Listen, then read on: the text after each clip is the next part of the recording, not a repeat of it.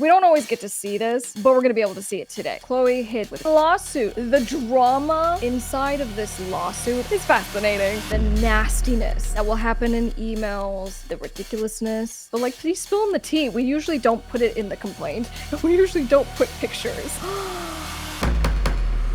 All right, so if you're a fan of Chlöe, and I'll give you quick context on who she is if you're just finding out about this artist, and even if you're not, you want to watch this video, okay? Because like the drama of what is happening inside of this lawsuit and what was actually filed with this court is fascinating. And we don't always get to see this, but we're going to be able to see it today. So you're going to learn a little bit of what it's like to lawyer, and then we're going to actually look a little bit at the evidence that's been presented. This is a case of alleged copyright infringement. A music producer is basically saying, and a songwriter is basically saying, this artist like stole my lyrics for a couple different songs, didn't pay me, didn't give attribution rights, so credit, and all this stuff. And then the way that they're presenting this, I don't know. I need your guys' kind of input because it's basically a situation of, did a music producer, a songwriter, get screwed? Or is this a money grab? All right, so if you're excited, hit the like button. Let's go, let's go. I'm a music lawyer and I do litigation. I've been lawyering for over 10 years, and so I'm very familiar with these types of cases, and I can kind of give you my 2 cents as we go through everything. So on a quick kind of overview, but we're gonna look at the actual lawsuit. Chlöe hits with a copyright infringement lawsuit over Trouble in Paradise songs. We basically have singer, songwriter, and producer Melvin Mohr, aka For Rest, and he filed his lawsuit in federal court. This is a copyright infringement allegation. And so with copyright claims, there's usually big numbers involved because we have what are called statutory damages. And they go, you violated my copyright. I am seeking statutory damages in up to $150,000 per instance of infringement. But in this case, they're including some bigger numbers. And they go, on top of that, we not only want our statutory damages, but we actually want $5 million in punitive damages. So the first thing I think is, okay, well, what's the claim here? Because guys, just so you know, punitive damages usually is we say, look, the law says we get this amount of money, but we're going to ask a jury, right, or a judge for this. We want punitives to make someone an example. They did something so bad that they need to pay and be made an example of. So I go, oh my gosh, what did Chlöe do? Let's look at the complaint. All right, so filed on the 20th. This is in the Southern District of New York. So basically it's in federal court. The suing party, so it would be singular, I guess that's a typo, singular plaintiff, For Rest, and For Rest is suing Chlöe, and then her label Columbia, a division of Sony, Parkwood Entertainment, Sony Music, and then ABC Corporation. So basically it's a placeholder for anybody else, and that should be defendants, plural. But anyway, they want a jury. Okay, so what are they asking for? They go, well, this is a civil lawsuit, and we want damages, injunctive relief, so meaning they want to stop Chlöe as well as her label from distributing these songs, right? So you go, hey court, we think that there is infringement. We want you to stop them altogether, and we want to get paid. So we believe we're entitled to get paid because of willful copyright infringement, fraudulent misrepresentation, violation of the DMCA, which is the Digital Millennium Copyright. Okay, so there's a lot of claims here because we're looking at this and we go, well, someone is making this claim. We hope they're telling the truth. It's super unfortunate if the bad things that they say that happened to them really did happen. But sometimes people also file lawsuits, and you better believe that lawyers will literally throw anything against the wall to see what sticks because they want to get paid. Okay, so in any case, there is For Rest. He's a Grammy-nominated singer-songwriter. I mean, that's cool. Very cool. Congrats, congrats. And helped with providing original lyrics, melodies, and creative direction to a couple of Chlöe's songs, which includes Favorite, Might As Well, and Same Lingerie. Now, here's the thing. I went and kind of took a peek at Chlöe's Spotify, for example. She has like, I think it was 3 million monthly listeners. But as I was looking at these songs in particular, you know, like most of them haven't even reached like 1 million plays. And so for me, analyzing the case to be like, well, how well has the music performed? What are the likely damages? So for me, I was like surprised a little bit at some of the numbers, but nonetheless, there are statutory damages. You can still get paid. Okay, but in any case, what they're saying is Chlöe and the label, so defendants, failed to get permission from him to exploit, right, to do commercial things with the songs, despite knowing that he contributed so much, right, to the songs by providing lyrics, and as he said, lyrics, melodies, and creative direction. So I'm just like biting at the, what is it, the bullet? I'm biting at something.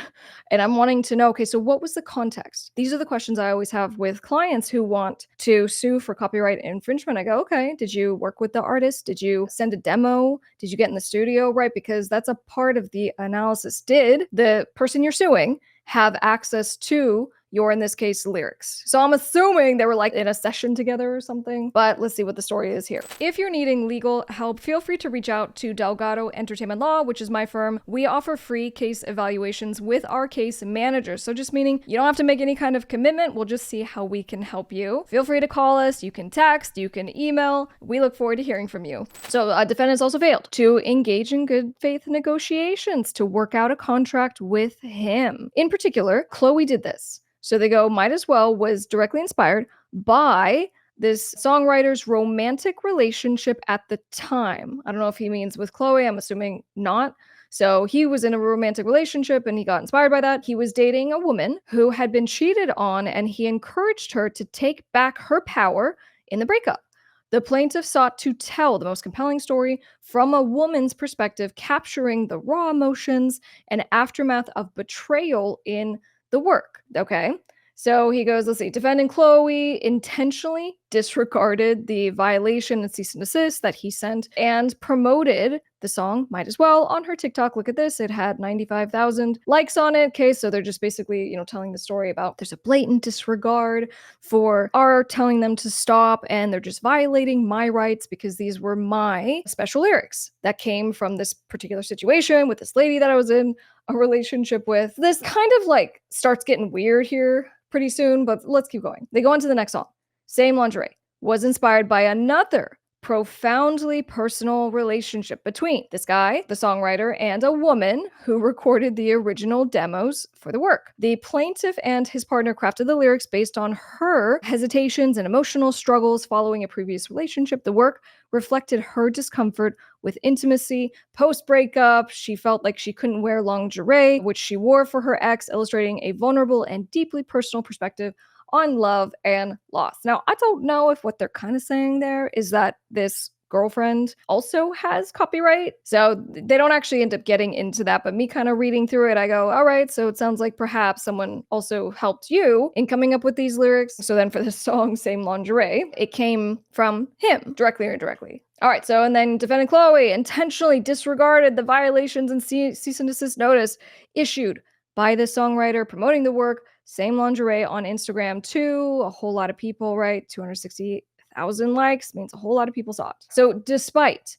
the significant emotional, creative investments that were made, right, all the defendants took the lyrics and melodies, falsely registered it as their own copyright. So this is where we get into it. Basically, what they haven't said yet, and spoiler alert, they actually never say this, but what the legal claim is, it's joint authorship. They still haven't told the story about how the plaintiff came upon those lyrics, but let's pretend they had like a session, right? Because it sounds like this guy does real life stuff, right? And he's worked with big names and stuff like that. So maybe they had a session or something. But in any case, if you're working with someone and they like take some of your words and they put it in their song, then you have a claim for joint authorship, meaning like, we came together and it did a thing. And what can be tricky about joint authorship is that unless you have like a contract, which typically you want to as like a major label and as the artist, and be like, hey, you like threw some words on my song, we're gonna have a quick contract before we release the song because this is what happens. And if what he is saying happened, which is you took my stuff without my authorization, what would have protected the artist is to have a contract in place.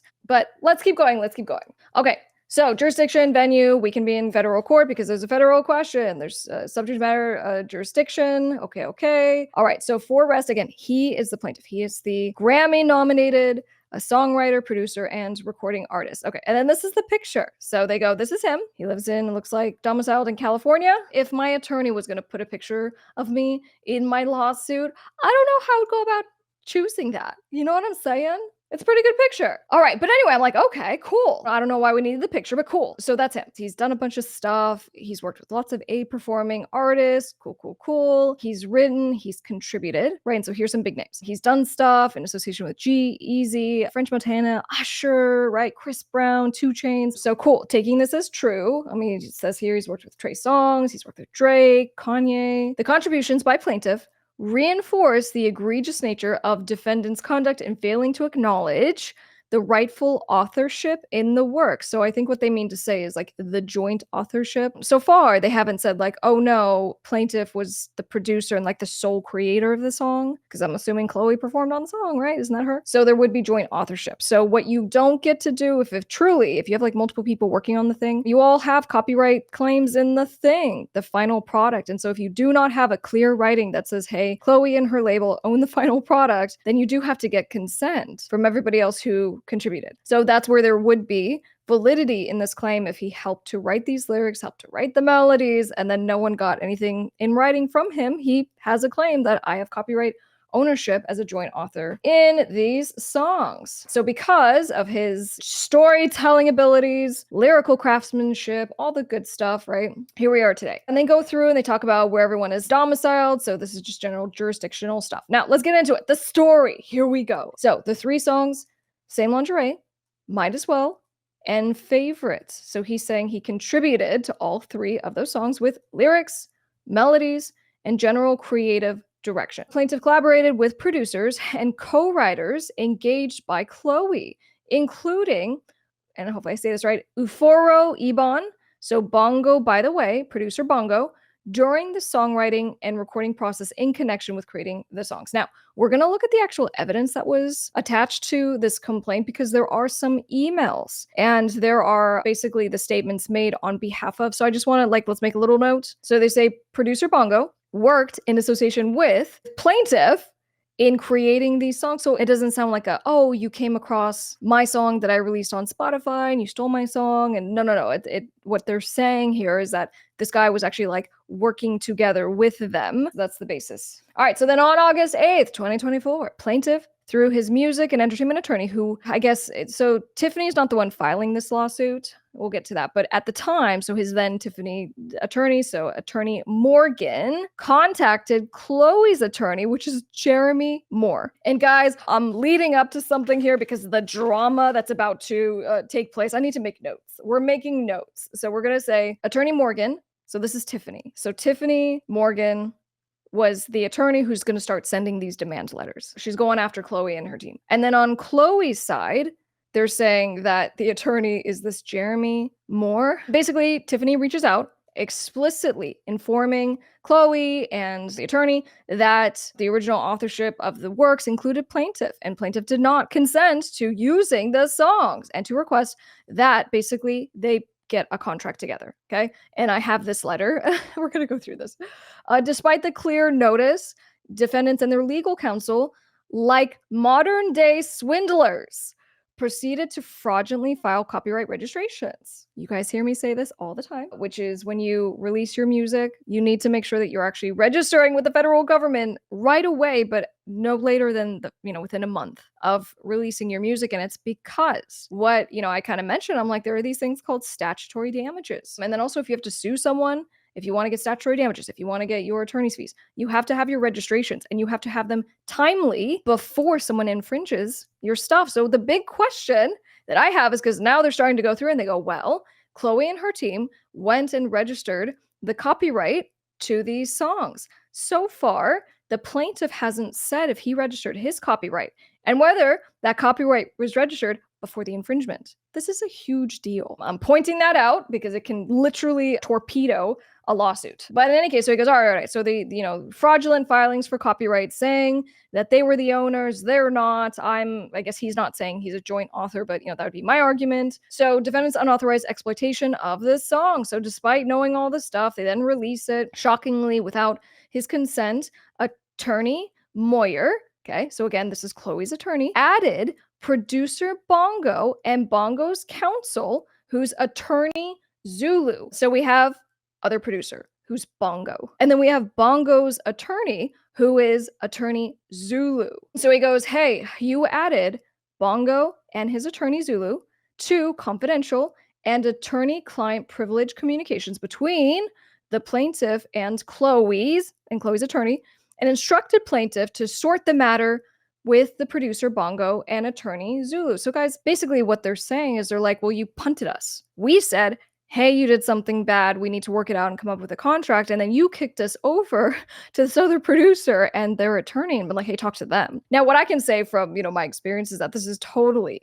what major labels in particular will do. They'll just push you off to someone else. And often it's because they'll have in their agreement, like if they signed with Chlöe and they go like, this is basically between you guys who created the song. We are just basically the label and the distributor. And they'll point to their contract because they'll have a contract with the artist. So in this case, Chlöe, they'll have a contract that says, if you get a claim from someone else in regards to these songs that you signed to us, you have to go deal with it. So contractually, they actually protect themselves this way from the artist. Now, I don't know Chlöe's deal. Okay, I'm just speaking from my professional experience here, but that would make sense. This is why they did this, because they're like, we're indemnified by the artist who has to go deal with this stuff, so you go deal with them. All right, so now one of the things that we really just don't know at this point is like, did Chlöe know about any of this stuff? You know what I'm saying? Like her attorney's getting copied, but like, I don't know. Despite the egregious violations referenced above, which seemingly limited options, attorney Morgan, okay, so this is that Tiffany who's representing the plaintiff, sought to try and resolve and to figure something out. And then the other producer's attorney, Zulu, was advised that plaintiff's contractual terms should be called on the most favored nations basis. Okay, so I read this and I go, this attorney on behalf of this plaintiff just talked about what they were trying to do to resolve this matter. Now, here's the thing. When you're having these discussions where you're like, hey, we think you violated all this stuff, we're gonna sue you. Typically, like at this point, they're having settlement communications. It might not have been. The reason that this matters is because if you're having a private, super secret sauce settlement discussion pursuant to the rules of evidence, Rule 408, you're not allowed to put that in the lawsuit, where you're not allowed to discuss what was talked about in those emails. So like at the same time that plaintiff's attorney is complaining in this complaint and being like, they pushed us off and they did this and they did that, he's also talking about what they talked about, which he's not allowed to talk about. But I don't know if these actually were settlement communications. Okay, it just typically that's what this is. But anyway, he goes, so they said it has to be on the most favored nations basis for us to do basically what we did for producer Bongo. Okay, so i.e. contractual terms at least as favorable as those provided to any other contributor to the music. So in other words, they're basically just being like, hey, like if we're going to try to negotiate this, you can't get any better terms than what producer Bongo got. So they're just like, oh, it's so egregious. I'm like, not necessarily. I mean, sometimes when we negotiate these deals, there'll be like 12 people on them. If it's a major label artist, there'll be like 6 writers and 3 producers, and there's like so many people. And so this most favored nations language often is just because we're like, hey, we're paying him this, we're not going to pay you anymore, we're paying you that. Does that make sense? So that may be what's going on there, but let's keep going. But they were really upset. They're defied. They're like, this was egregious. There was a 200-day window, right? Long time, negotiations just take forever. Then the songwriter issued multiple notices and engaged in negotiations to resolve the matter amicably. So that's why I'm thinking that these are settlement negotiations, because you're telling me that you were trying to resolve it and settle it and whatever. So they're like, we sent then demand letters, cease and desist letters. We were sending all this stuff, and Chlöe, her team, and the label are just like not doing anything. They're like ignoring us, and we're trying to like get this deal. Now, I looked at least one of the letters that they did include with this complaint, and it's interesting. So upon information and belief, one can only surmise that attorney Mohr believed that was covered due to defendant's deceptive acts of registering the works. Let me just get to this, because I'm just like highlighting stuff at this point. I'm like, the hubris of attorney Mohr and his disregard for plaintiff's rights. One of the most egregious aspects of this matter is the blatant arrogance. I'm like, the hubris, the arrogance of this attorney. We're talking about Chlöe's attorney, the arrogance of him, and his disregard for plaintiff's rights. One of the most egregious aspects of this matter is the blatant arrogance displayed by Chlöe's attorney, who is also the attorney for Columbia Records. Is that the case? Is this the same attorney for Chlöe, who also works for the label? That's not how that should ever be. Perhaps I need to have a conversation with Chlöe after this. But during a call on January 7, 2025, attorney Mohr audaciously asserted that due to the first use exception, he did not require the songwriter's consent to commercially exploit the plaintiff's copyrighted work. What? All right, so if that's the case, if that really was the response from a lawyer for a major record label and an artist, is to say, No, there's no copyright infringement because of the first use exception.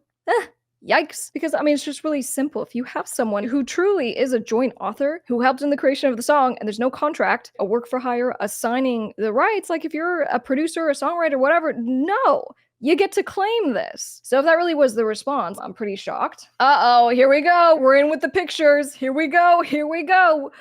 This is Jeremy Mohr, the individual who said his client, Chlöe, did not need plaintiff's permission to use plaintiff's work. I got to this point. Oh, I've had litigation before where, I mean, we're just going to war. It is war with opposing counsel, and the nastiness that will happen in emails, the ridiculousness, like all this stuff. But like, please spill in the tea. We usually don't put it in the complaint, and we usually don't put pictures. But anyway, so this is the attorney for Chlöe, who allegedly represents the major label as well as Chlöe. That's potentially a problem. But anyway, this is the guy. Such a claim is legally dubious and emblematic of the pervasive disregard for creators' rights within the music, entertainment industry. This statement directly contradicts the fundamental principles of copyright law, which afford authors exclusive rights over their works. And so he's talking about this statement of like, there's a first use exception, which would prevent a true joint author, true songwriter, a true collaborator, right? I don't know that I disagree with plaintiff's attorney being like, if that's what the response was, okay, yikes. Chlöe's attorney and his dismissive attitude underscores a larger systematic issue, major record labels and their legal representatives operating under the assumption that they can appropriate, they can take independent creators' work without proper credit, compensation, or legal agreements in place. Okay, I love that. I'm all for it. I agree. You absolutely cannot do that under the law. But beyond that, just this general sense of like, we'll do what we want. No, I don't get down with that. I don't like it from corporations. I don't like it from big business in general, okay? And trust me, major record labels do that, but also lots of individuals do that. There's a lot of sharks in the music business, and you have to be careful. Defendants, so now again, Chlöe and her label, their repeated disregard for plaintiffs' good faith pre-litigation efforts. So AKA, they're like, hey, before we actually filed this lawsuit, we really tried to settle this. We sent letters, we sent emails, we did all this stuff. So this is what they're talking about. In an effort to resolve this matter without having to sue, the plaintiff, so the songwriter, sent multiple cease and desist to the defendants and their legal counsel. These communications explicitly informed the defendants of the plaintiff's authorship, okay? And there was this one particular letter. Let me see. Where do I got the letter? I think it's at the end of this complaint. We'll go to it. Because here's the thing. I'm always curious on like, do I believe this plaintiff on what they demand? Okay. Because, for example, a lot of what I do, because it doesn't make sense that we're going to go sue everyone left, right, and center. But like for some of my clients who are big legacy acts, they have very famous songs. We deal with infringers all the time. And so what we typically try to do is just to track them down, reach out, be like, hey, hopefully you didn't mean to steal or sample from our client, but we're letting you know that your song with 100 million plays on it is literally using, our client's song. And so we need to work something out. You've made a lot of money from our client. And so typically we'll have negotiations and we'll work out, a licensing deal. It doesn't make sense for us just to jump to a lawsuit all the time. So we kind of go through the process, and in our initial demand, it's very telling. So we're going to look at what their initial demand was and whether that impacts whether we believe this plaintiff or not. So despite our clear letters and all the stuff, you continued and you even registered the copyrights for these songs. Additionally, we sent you a DMCA takedown demand. Now, guys, let me just give you a little framework on this. DMCA, the Digital Millennium Copyright Act, is in the Copyright Act, and it's this little thing that says a bunch of things, but one of which is, it's called safe harbor. Let me put it this way. If someone steals your song and they put it on YouTube, YouTube has this little process where you can file a DMCA copyright takedown notice. Because in the Copyright Act, it goes, hey, YouTube and everyone else out there on the internet, if you have a little process in place where someone can file and say, hey, you're violating my copyright, you as the provider, you being YouTube, for example, you're not going to get sued as well. There's safe harbor as long as you have a process in place. So that's what these DMCA takedowns are for. It's really to protect the middlemen, the YouTube, Instagram, Facebook. So when people are duking it out with their copyright claims, that in the process, YouTube, Facebook, Instagram, they don't all get sued at the same time. So when you see DMCA, when you think DMCA, that's kind of what it is. But anyway, so they go, hey, we issued these DMCA takedown notices and you ignored them.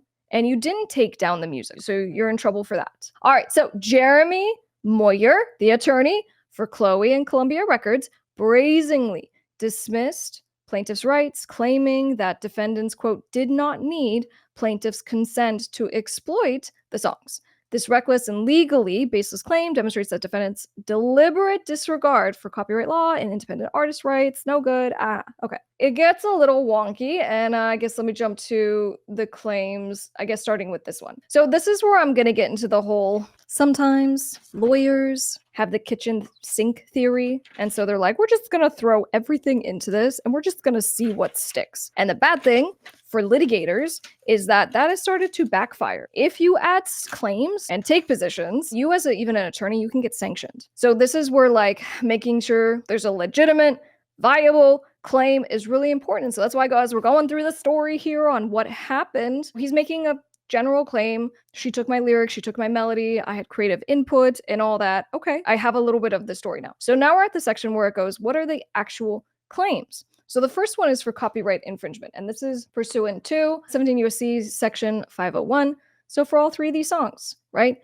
Plaintiff, the songwriter, contributed to the songs in some kind of way, and they have not said it thus far, okay? But what they're trying to say is that because he is a joint author, he contributed. He didn't sign anything. He didn't sign away his rights, which is what you do when you're trying to have someone else own it. So they didn't do that, allegedly. So therefore, he would have a say in what happens to the final product, and they do need to get his clearance and all that good stuff, okay? All right, so that's copyright infringement. Here's one of the things I kind of noticed. The drafting here, I was having a hard time with, I'll say that, because I'm not seeing full case citations. It's kind of drafted like it was with the assistance maybe of AI. I don't know any of that to be the case. I just have reviewed a lot of these. I got to this one. And this is where my jaw just kind of dropped, to be totally honest. So the second claim, it goes fraudulent misrepresentation, and then it goes under common law. And this is an and. Either your claim is pursuant to a statute or it's common law, but they said both. And then I go, oh boy, that looks like the criminal statute for copyright law. And in fact, it is. Why do we care? We care because if you have an attorney who is representing you and filing lawsuits, and you're doing so in the civil capacity, you have to bring civil claims. So if you are suing for a criminal statute, right, you can't. So if you have a criminal matter where someone is like, hey, they committed a crime, well, what do? You report it to the Department of Justice. You report it to the FBI. You report it to some kind of government agency. So us little lawyers doing these civil claims, we have to bring civil counts. Does that make sense?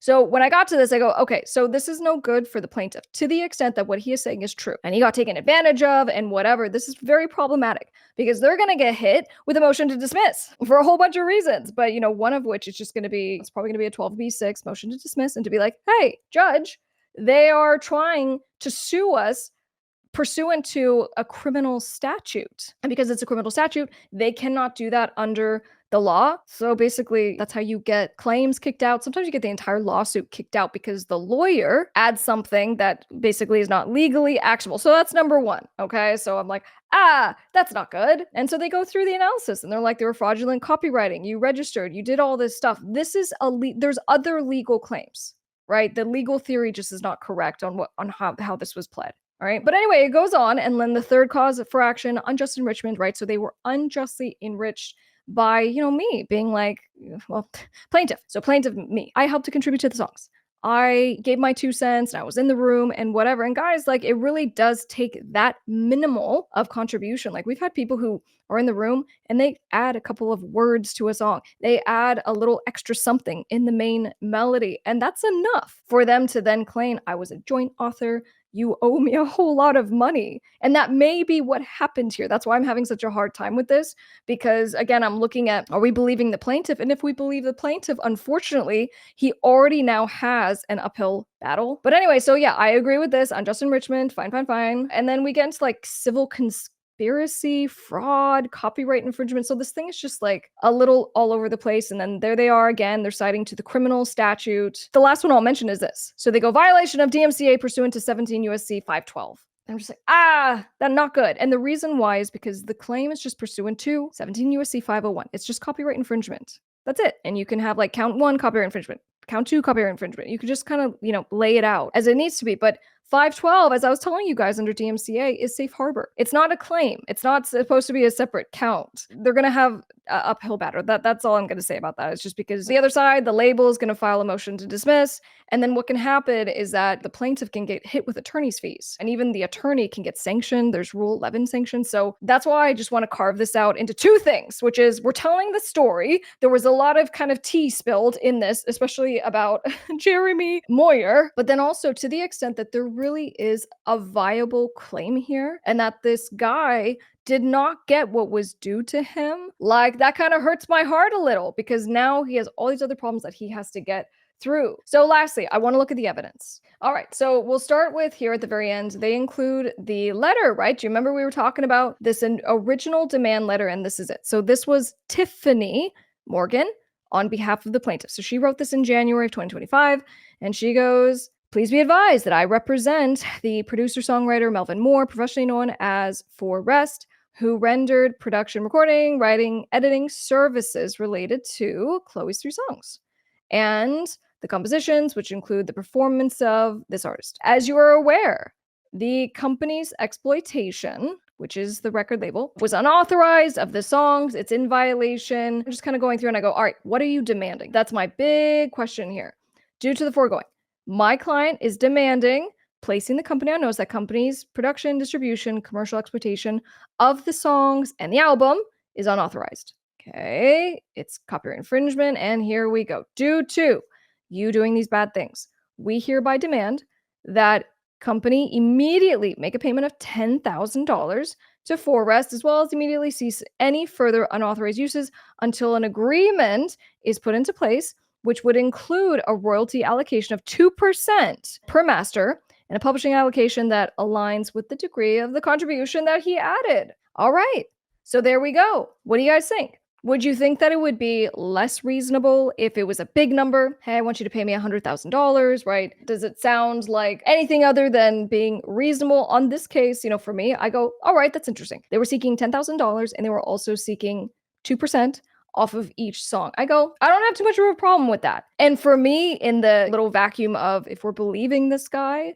that's in the realm of reasonable. So I go, that was the original demand. And then they go, well, you have to also take down the music until we get the agreement worked out. Da, da, da, da. All right. And then we go finally to the email communications, because you know what? Sometimes that just helps to provide clarity. So here's an email from the plaintiff's attorney, Tiffany, and she sent this August 8th, 2024, to Jeremy. Hi, Jeremy. I hope all is well. Please be advised that my client provided writing services to Chlöe's upcoming release. Here are the songs. We have not received any paperwork for this clearance. I wanted to get the ball rolling. His terms should be most favored nation with Bongo. What? Didn't they make a whole stink about that in the complaint? Isn't Tiffany the plaintiff's attorney? So she was the one asking for that? Okay. Well, anyway, so she goes, hey, we need the paperwork. All right. And then Jeremy responds again. So Chlöe's attorney, hi, who is your client? Attorneys tend to speak with such a brevity. I'm assuming he's an attorney. I don't know. He signs his partner. And then Tiffany responds. This is August 8th. Devin Mohr is the client. Okay. Hi, Tiffany. So this is now from Amina. Hi, Tiffany. Thanks for speaking. Per our conversation, please reach out to this person and let us know. Okay, so this is where they punted, right? So they go, we need you to go talk to Bongo and his attorney. So they punted. All right, here we go. This is from Zulu. Okay, so now this is the other producer's attorney. Hi, Tiffany. My understanding is that Melvin wrote some of the lyrics on both songs.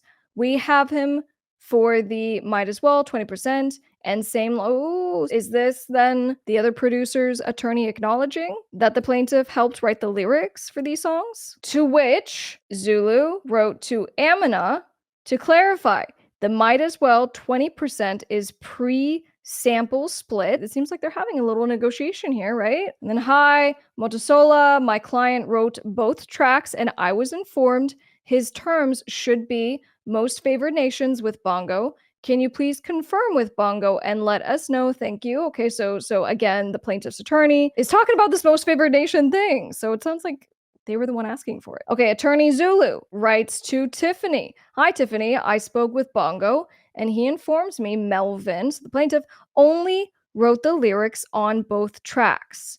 Bongo also contributed to the lyrics. Bongo produced the music prior to them working on lyrics, and Bongo's producer terms are separate. Not understanding MFN basis on the lyrical songwriting side. Happy to hop on a call. I mean, at least what we can see here, I think it's fair to say they're having negotiations, and there's an acknowledgement in writing that this plaintiff participated in the writing of these songs. So the reason I'm drawing this out is I'm like, obviously this has escalated into a lawsuit, and these communications should have been and likely were given to the label's team. And if they saw this and there's a conversation, an acknowledgement that this guy was involved, I don't know. What did they say back to Attorney Zulu? So this is the plaintiff's attorney. Hi, Motosola. My client informed me that Bongo's production was a collaborative effort with producer Tyrone Creighton rather than a completely solo idea. During the lyric writing process, Bongo only agreed on lyrics he liked.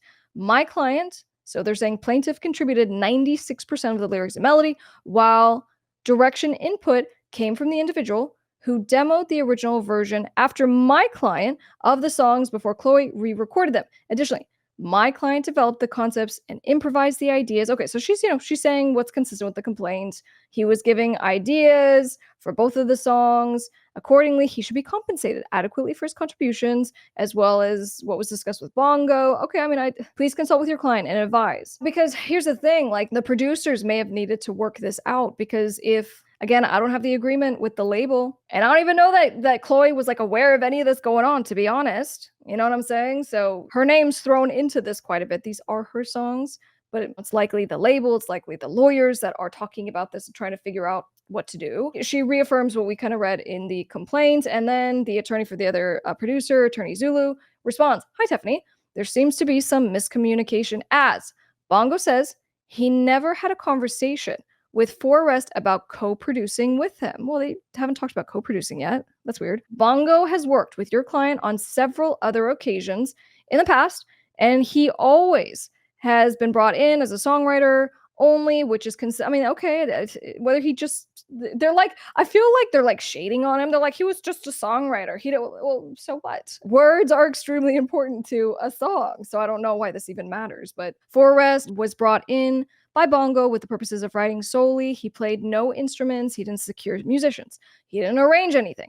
He didn't set up any sessions. He didn't pay for travel, hotel, food, transportation. He did not participate in shopping or placing the record. Okay, all right. The previous person who demoed also provided melody and lyrics with Forrest, but again, the track was produced by Bongo along with other producers, not Forrest. After the demoed record, more production work was done for Chlöe on the record. Oh, I don't know. Maybe Chlöe was there. I don't know. I feel like Chloe's in the loop. It's starting to sound like it's like mostly between like the writers and the producers. Did she know what was going on here? So anyway, let's see. Music production work was done for Chlöe on the record, and Forrest was not present for any of these additional sessions. He was given a substantial amount of the publishing on both records.